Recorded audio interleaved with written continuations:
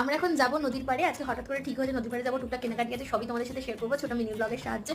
আর এখানে কি একটা হয়েছে আমি জানি না, এখানে একটা হয়েছে, এখানে একটা হয়েছে, চোখের উপরে হয়েছে, গরমের জন্য মেবি বেরিয়েছে, তো ওষুধ লাগিয়ে রেখেছি। এটাতে এটা তো ব্যথা মতো আছে। সো চলো তোমাদের সাথে আজকে মিনি ব্লগটা শেয়ার করি। আজ আমি তোমাদের সাথে শেয়ার করব একটা সুন্দর বিকেলের গল্প। দেখো আজ গিয়েছিলাম পাড়ে, আর এত সুন্দর আকাশটা লাগছিল, ওয়েদারটা এতটাই সুন্দর ছিল, দেখতেই থাকছি এরকম একটা ব্যাপার।